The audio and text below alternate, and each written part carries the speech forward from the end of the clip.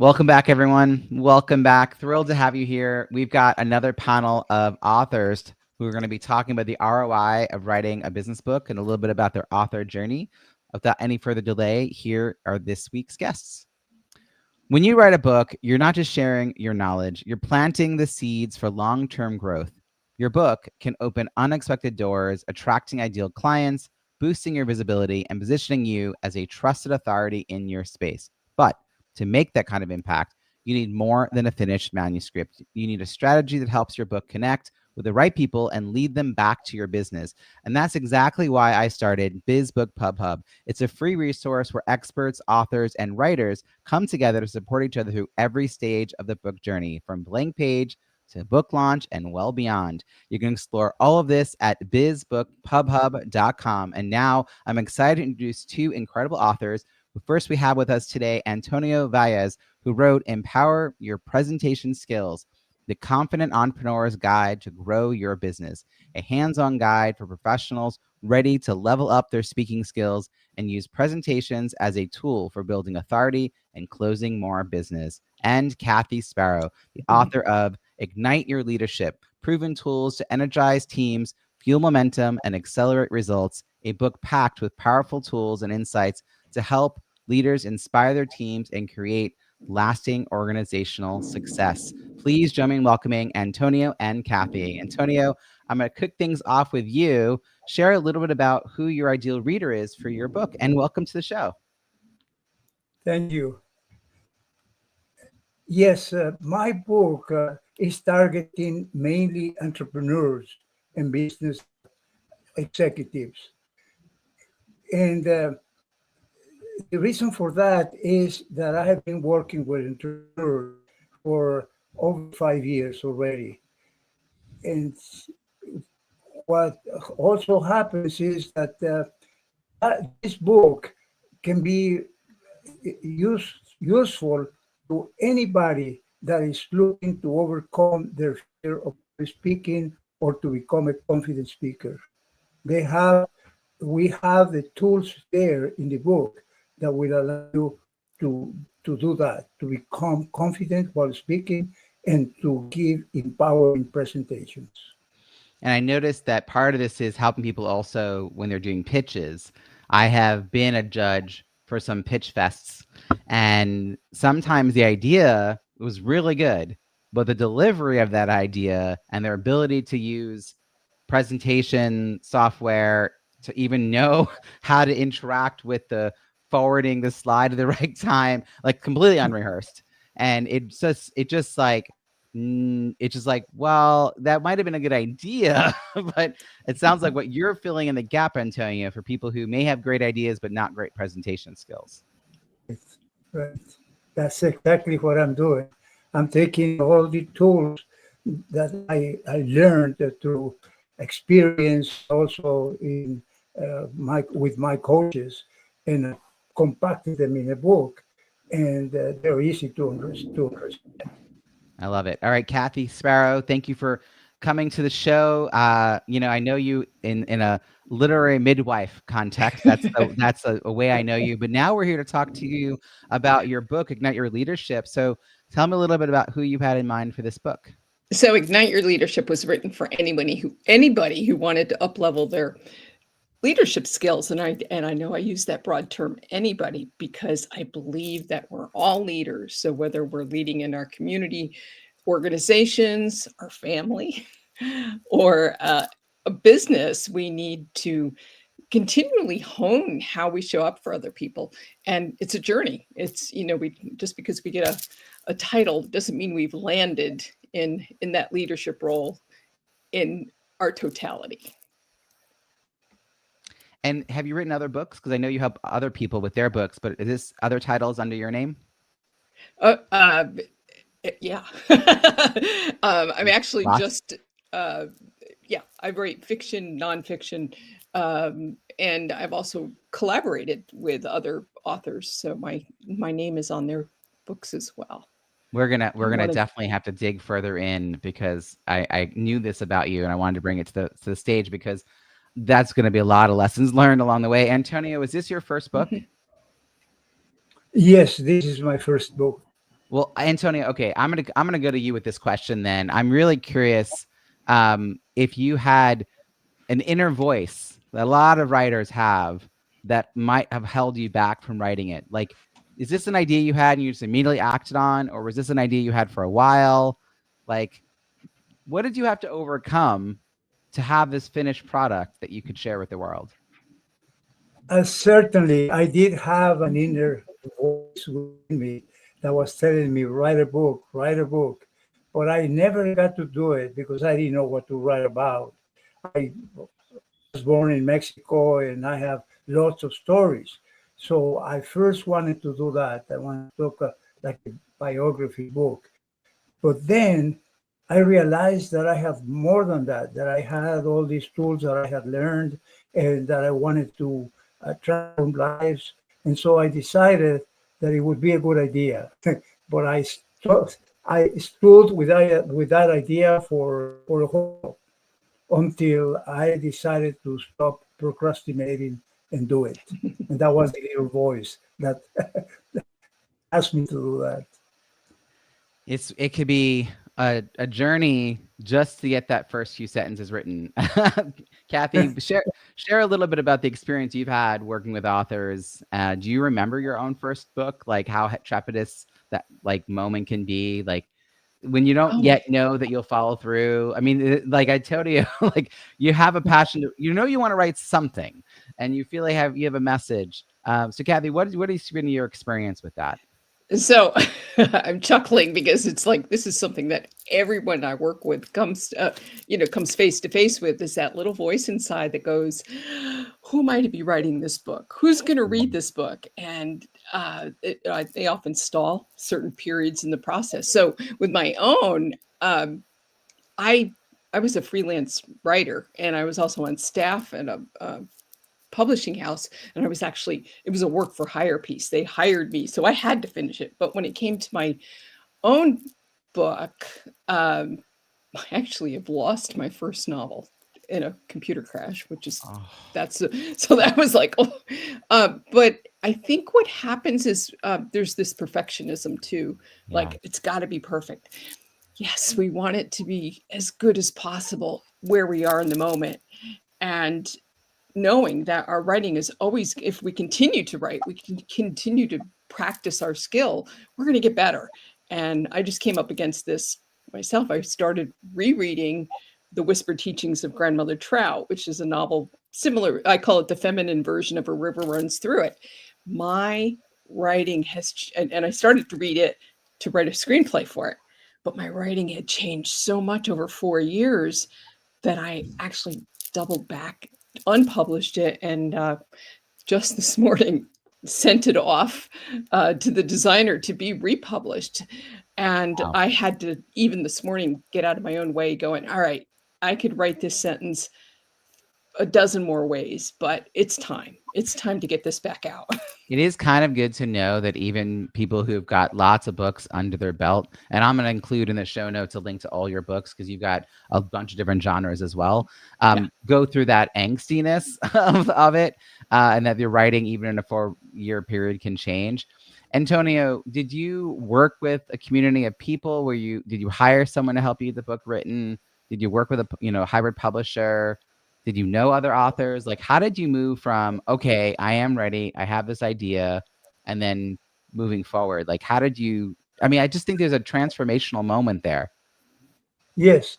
What happened was that I attended a workshop specifically for writing a book with Darren LaCroix, the 2001 award champion for speaking. And that workshop opened my eyes and said, I can do it. So I hired that publishing company, and I worked for them for a while.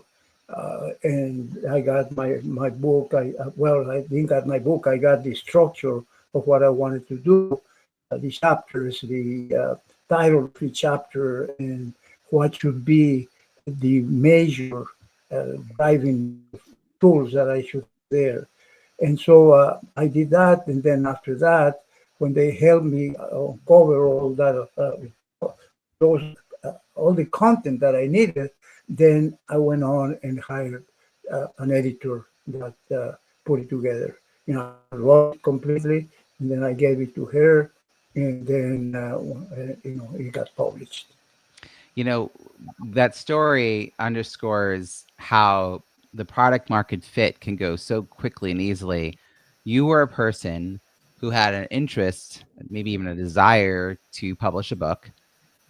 Darren LaCroix had a presentation where he was able to show you that the pathway forward was possible. You said yes and got far enough in the process to then invest more money to get yourself an editor and to start actually moving forward with publishing. And honestly, we all want that. We want that kind of journey to happen where the book we're writing attracts people, the right people to us. Because we're really, I'm focused on entrepreneurs writing books to help them grow, speaking, coaching, consulting. And so, Antonio, is the book that you have really tied closely then to the work that you do? Like, are Yes, people reading the book and then getting on a call with you and saying, oh, wait, I do need your help, and then saying yes to working with you? that's exactly right. That's what happens. I have been promoting the book, and when they get to know it, they want to know more. They want to know more about it. And one of the things that is happening is that when mm, I was not a public speaker. I I was afraid to speak in public. And when I tell them my story, everything changed when I joined Toastmasters. Then they are interested in joining Toastmasters, but not only that, in also asking me to coach or asking or participating in one of the workshops that I give. I'm going to put information in the show notes about Toastmasters. I'm a member of the National Speakers Association. I'll put a link to that as well. These are organizations for different reasons are great for public speakers, professional speakers, people who are building a business out of that. But, particularly Toastmasters can help someone like Antonio go from, the idea of standing up in front of a room is like, no, to confident enough to now be coaching others. And it's a great program for that. But speaking and using slides, not the same thing, and not Right. enough people have enough practice doing that. Kathy, I have a slightly different question for you. Because you've written a lot of books, so when you write a new book that's got a business sort of take on it, not a fiction book, but when you have a business take on it, what are the metrics of success that you hope for that they're looking at measuring when you're thinking about, well, is this book actually done what I wanted to do? Like, what are some of the ways you think about the goals for a new book? Because it is a lot of work, even when you know what you're doing. So you have this book, Ignite Your Leadership. What Mhm. were some of the ways you thought, okay, yes, if the book does blank, I'll know I met that metric? Well, we being a bestseller on the launch day really was the goal. That I actually coordinated that book with 10 of my colleagues from Jack Canfield's Train the Trainer program. So, we had a big group of people promoting for us and with us. So that helped us increase the visibility of the book. And then getting reviews is also helpful, as you've demonstrated with your book. I mean, it's those reviews are really important. And then beyond that, what kind of interaction are we having with our readers after that? So, and I have a few, like 3 more nonfiction businessy type books that I'm working on, and so I'm really focusing on who is the audience, and how can I best reach them, and really laying out a marketing strategy even before the manuscript's done. Ooh, such a key piece there, and one that Mhm. is learned through trial and error. Mostly Yes. error, mostly error. Yeah, I think that a lot of first-time authors don't realize that writing the book isn't the hard part. It feels like the hard part when you don't know how to move forward. Like Antonio was like, I don't know, I want to do this thing. But then once the book is about to exist, you're like, oh, how I had this moment in my first book. I was like, wait, I want people to, this is going to be a good book. Like, I want people to read it. Like, I definitely had this like, oh, and then I happened to have a marketing, like I liked marketing. So I actually paused the publication timing by a few weeks, like 6 weeks, in order to really build my first ever launch team and trial and errored my way through that. But I set a goal of 100 reviews by my launch day. And I did it all the ways I would never do it again. But I did it. I had 100+ reviews pretty quickly after that launch day. And just building the launch team and getting, and all the lessons learned that I've done since all my other launches since then. So it's helpful to think about that. I'd love to hear more about the bestseller piece, because I have my 2 cents about this. But when you're part of these larger collaboratives, you're able to push things out. It is pretty easy to get #1 bestseller. You know, if you sometimes sell 20-ish books, it's in a category, right? So where do you place that in the importance of the metrics that you're describing? And do you have any notes for other authors about where they should think about that? Well, I think for one, it's a really good morale booster. And you know, on Amazon, if you rise in the ranks, you get seen more, right? They go, oh, there's somebody to look at, so we're going to put it in front of other people more often. In the long term, it doesn't, that one day matter? No, it doesn't. You know, but it is a good, like, feels good. It feels good. All of my authors feel really good when they get that. I always tell people that it's a nice to have, and you should aim for it, and it should be possible as a byproduct of a strategic launch. Like, you shouldn't do things that would harm you reaching that point.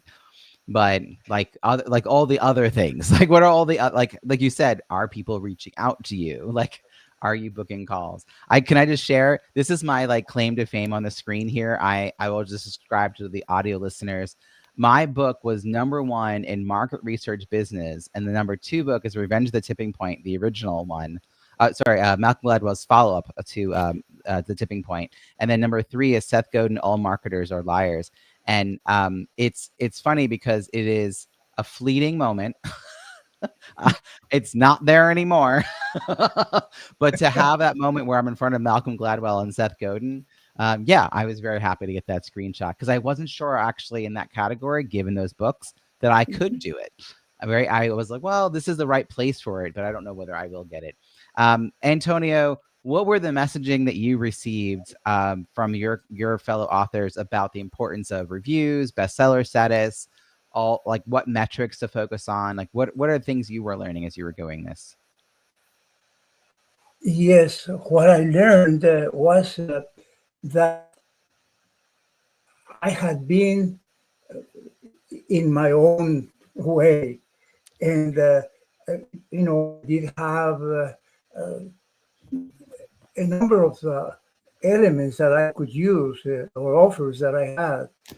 When I wrote the book, it brought me more clarity on my goals, on my success. And realized that writing that book, I was able to understand more the tools that I wanted to teach. One of the things that I preach all the time, you should not only learn, you should apply it, you should master it.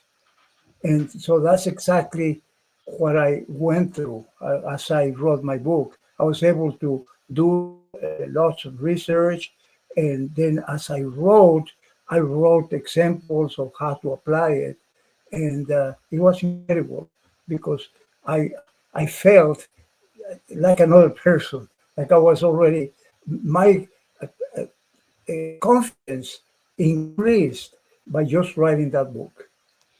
A lot of authors develop new frameworks or a deeper understanding of their purpose and their what value they offer by writing the book.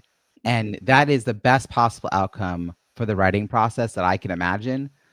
Much better than you just cobbling together 14 blog posts and calling it a day, right? No reflection. You're just like, yeah, I wrote some stuff, I'm going to just like copy paste them together. Like that there's no learning in that. but working with either a writing coach, a developmental editor, a mentor, a really smart friend to give you that feedback and help you elevate your own understanding of why am I doing this? Because it is such an endeavor to do and do properly. I do think business owners can use that time to get greater clarity about the who of the who they serve and the what of what that person needs. One mistake I've seen, and I'm wondering if Kathy has seen this too, is new authors who actually are writing what I would call book 2 instead of book 1. Do you know what I'm talking about, Kathy?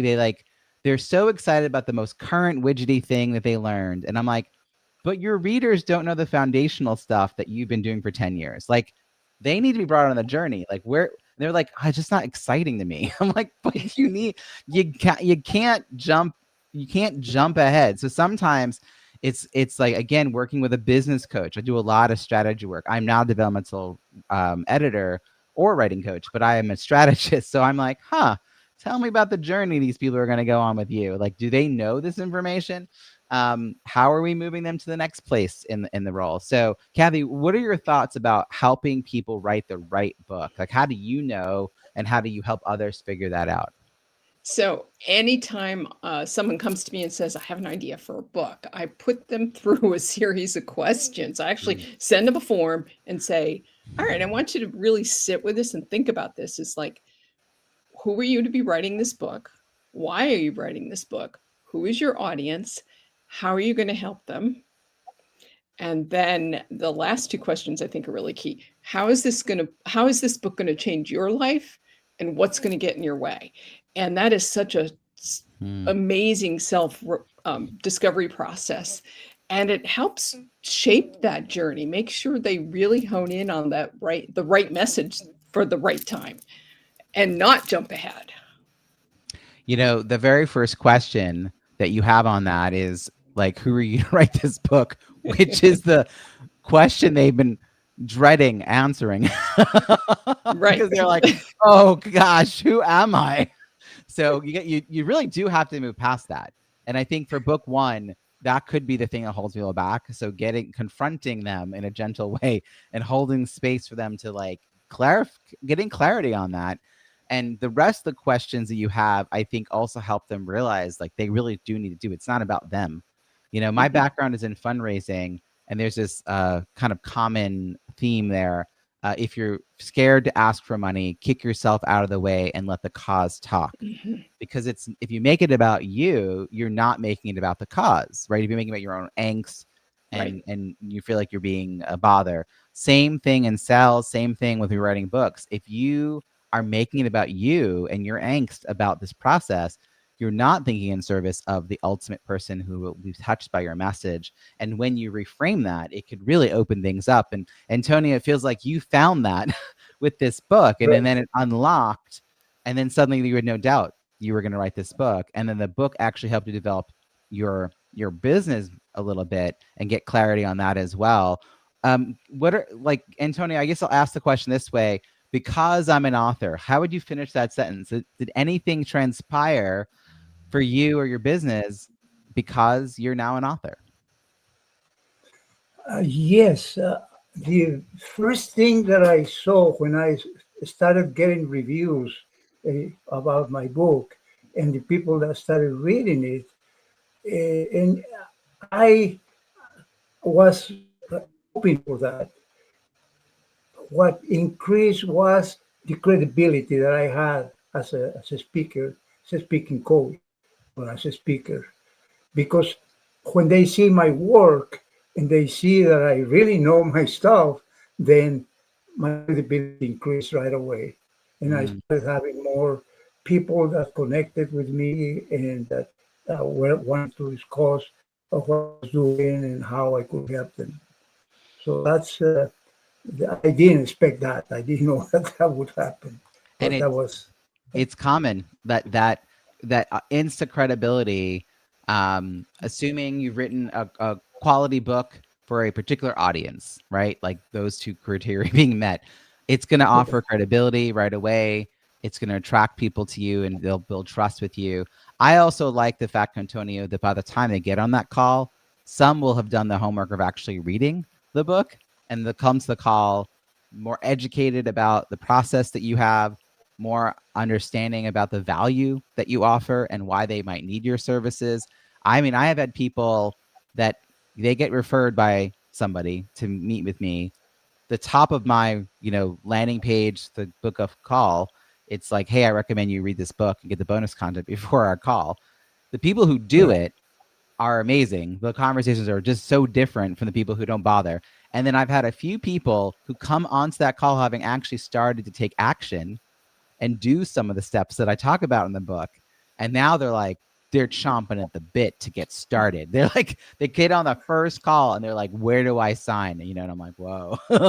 So the timing of how long I could take a cycle of like reaching out to people has just changed a lot. But Antonio, it sounds also like it gave you that boost of confidence, like the feedback you got through those reviews. And reviews are social proof on the book sales page, and people are deciding whether to buy your book versus another book. I mean, there are other books. Both your topics are very interesting, and I'm sure not the only book out there on that topic. So you got to stand out in some way. Yeah. And Antonio, I just took a glance. I see your book just came out a few months ago from the time that we're recording this. Like, it's not been very long.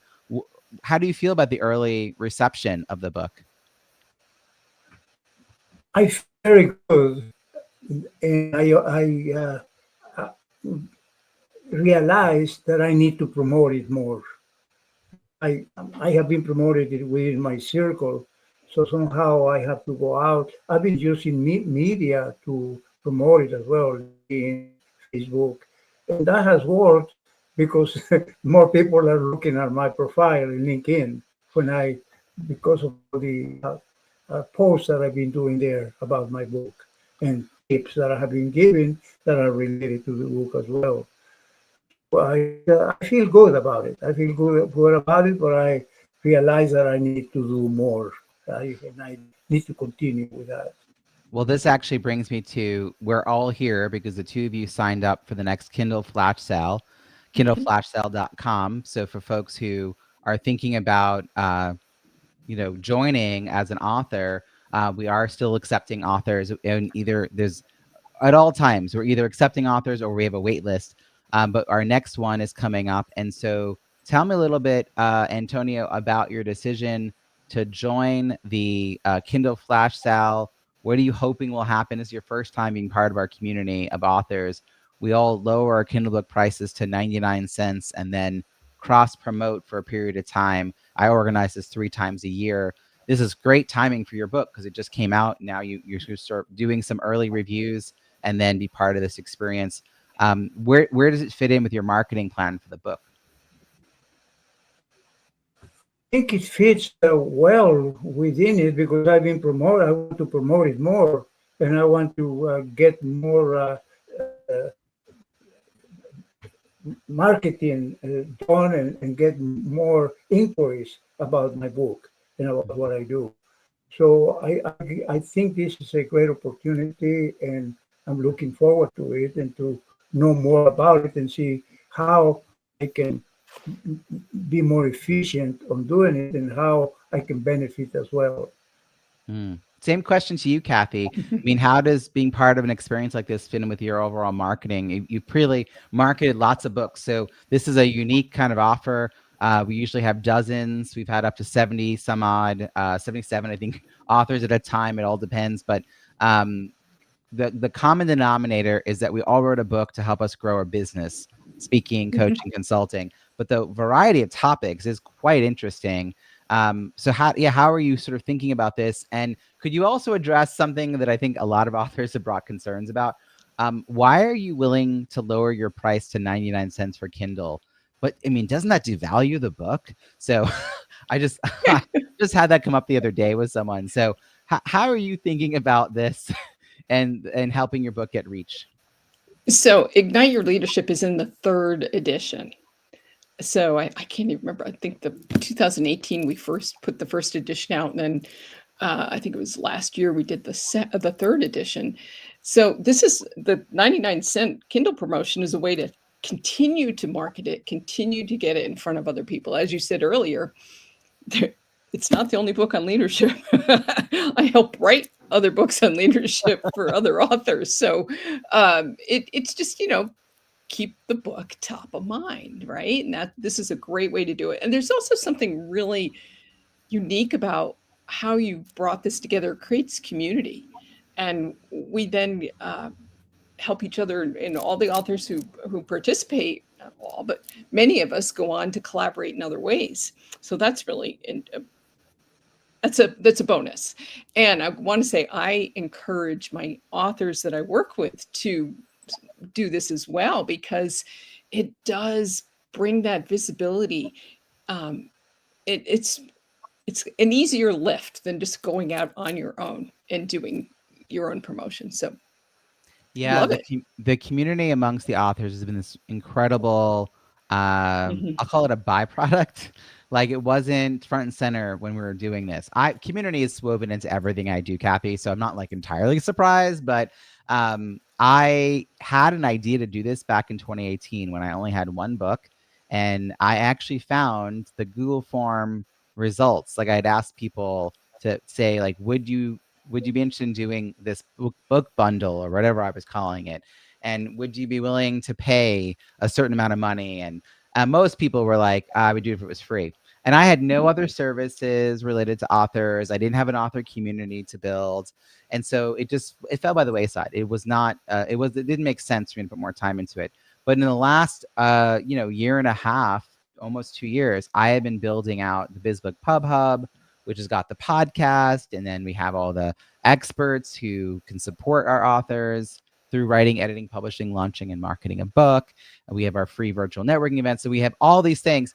So having the Kindle Flash Sale, and I'm so proud of the new branded name because that .com was available. It was shocking. I was like, what?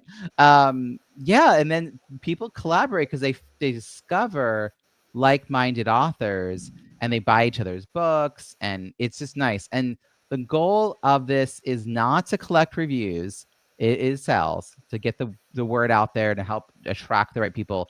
But another nice byproduct, and Tony, you'll see, is I ask people to lower their Kindle book price to 99 cents 2 weeks before the next campaign, when nobody knows the campaign's even happening, so that you can go talk to your own list of people about getting a few more reviews and say, hey, I'm a part of this thing in 2 weeks. Like, can you help out? And you could start telling people well in advance of that, hey, would you agree to help me out? Like, I'll lower my price. I'll let you know when. Be ready to write a 2 or 3 sentence review. It would really help me out. And I think Kathy has a different challenge, which is every edition, the reviews from the prior editions do not carry over. So I've helped a few different authors do launches for the second edition because they want to make sure that it has as much buzz. And in some ways, it gets less interesting to the audience. Oh, ho hum, congratulations, you got another book. That's the second, third edition. You're like, oh my gosh, that was a lot of work to figure out what to add, subtract, and revise. So I'm glad that we're giving a platform for your new book, your newest version of your book, to be seen and appreciated, because I imagine there was a reason you updated it.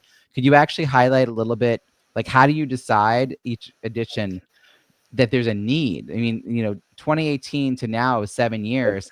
You've now on the third edition. What's prompting a review and reflection, and then saying, yes, I have to make some adjustments? So what happened in the journey, we were traditionally published at first, and then we got the rights back. So at that point, it gave us the opportunity to look at the content and ask ourselves, has anything changed? And because all of my colleagues serve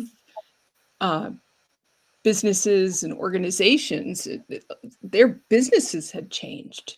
So they went in, many of them went in and made some tweaks to their chapters. Somebody, I think, wrote an entirely new chapter, at least one. And so it really became a new book. And so that's the reason. I want to go back to the, doesn't 99 cents cheapen it? Right. Thank you. No, it doesn't. In fact, we don't write these books to make gobs and gobs of money, right? It would be nice, but the reality is our books are our business cards. They allow people, as you said earlier, to get to know us a little better. I call it the peek behind the curtain to see who we are. It's going to be easier for them to put 99 cents down than to jump on a strategy call for hundreds of dollars just to see if they want to work with you. So it's a nice first step, and it's a marketing expense. That's the way I describe it to everybody. Yeah, I mean, as a loss leader, I remember walking into Office Max or Staples or one of those kinds of places, and they were doing a sale on boxes, reams of office printer paper, and it was so cheap. I mean, it was like 99 cents for a box. It was something really ridiculous, but that was advertised in their circular. And back when circulars were the way you learned about these things. And I remember seeing that, and I walked out with a new office chair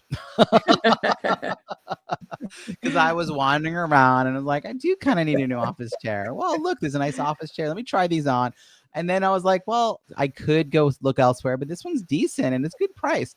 And, it was a sale price of the office chair, but not like 99 cents for a box of paper. So that loss leader, that idea of inviting people in, and then once they're involved, like, how do you continue? Like, it doesn't work if there's no journey. Like, if the whole point is to get them to buy the 99-cent book, then yeah, it's not as useful.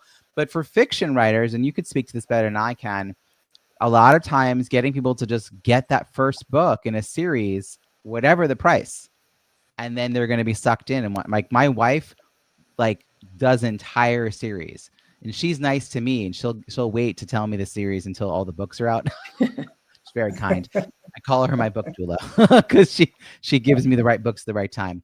But I mean, you have to have a plan for what comes next. And it sounds like, Kathy, that's a lot of what you work with folks on. Exactly. I used to, when I first began my coaching journey, I used to just work with a manuscript, get people into their hybrid publishing relationship, and then move on. But I have one client who's been with me for 10 years now, and we continually look at how their book can be used to get speaking engagements. And I have many of them, actually. A couple of them have been in the Kindle program with you. So it is a journey. It's always the next step. And the more we can get in front of people, the more recognizable we are, the more willing they are to send an email, say, right, hey, I have this idea. Can I talk to you? Speaking for me personally, it's, I have this book idea. And I say, here's my calendar link. Come, let's have a conversation.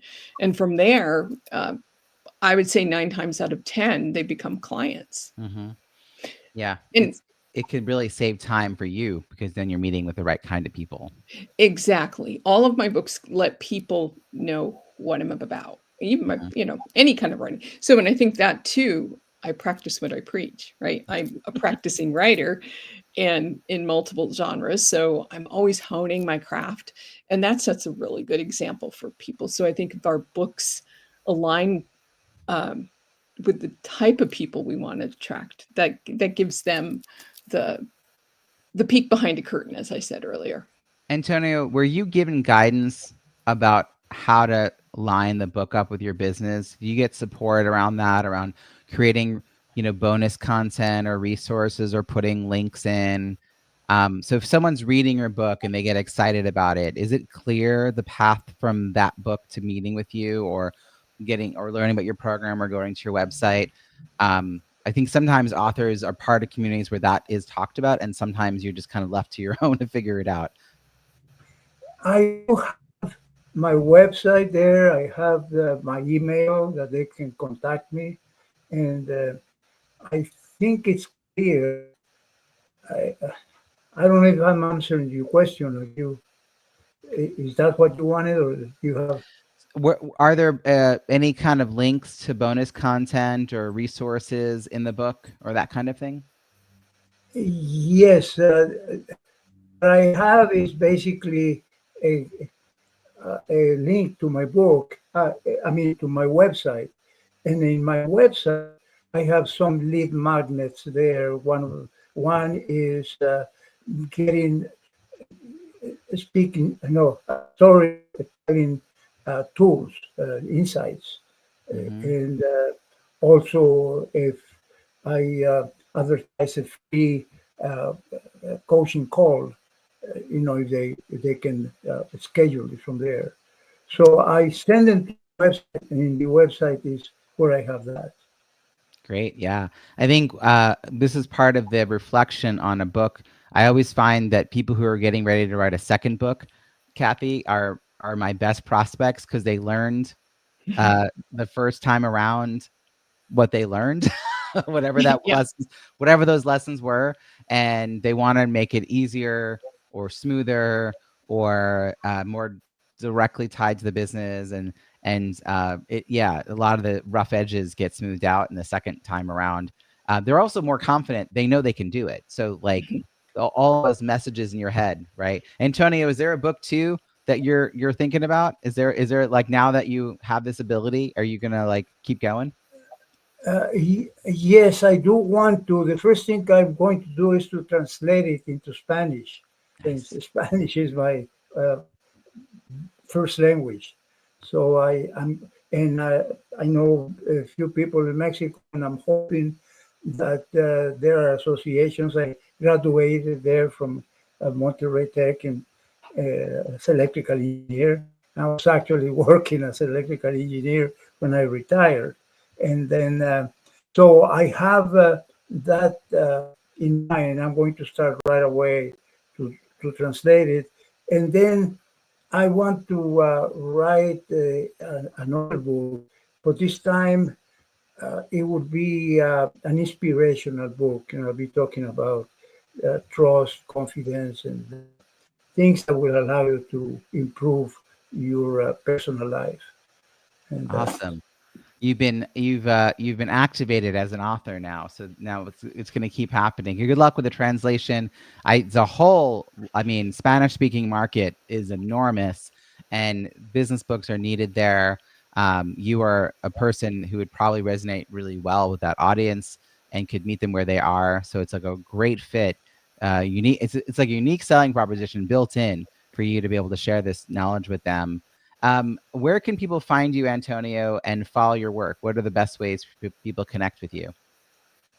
my email, and well, I am in LinkedIn, and I also have my website, Antonio.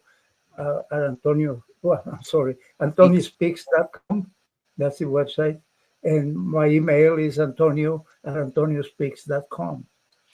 We're going to put all these links in the show notes at bizbookpubhub.com so folks know they can check all this out. I'm going to also put your YouTube. I have antoniospeaks.com. I have a link to your book. And Kathy, same question to you. Where can people find you and follow your work? So my website is A Writable Life, and that's AWRITABLE.com. I'm on LinkedIn, Facebook, Instagram. I'm pretty visible. I kind of help mostly practice what I preach. It is funny that a literary person is got a website that people have to be clear on how to spell the word writable. A writable life. There's no E in the middle of that word. A That's writable life. right. We'll just underscore that.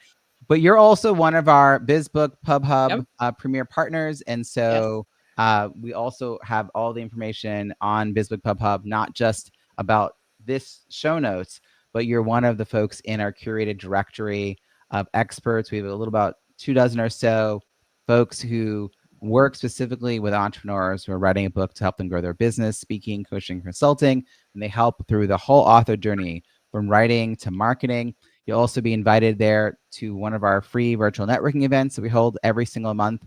You'll learn more about the Kindle flash sale that is accepting new authors all the time to come to one of our next campaigns. And we've got a new blog that we've just announced. So you're going to get some great content from our hub partners about the lessons they've learned as part of this publishing industry. So check it all out at bizbookpubhub.com. And I want to thank once again Antonio and Kathy for joining us. Thank you for being on the panel. Thank you. Thank you for having me.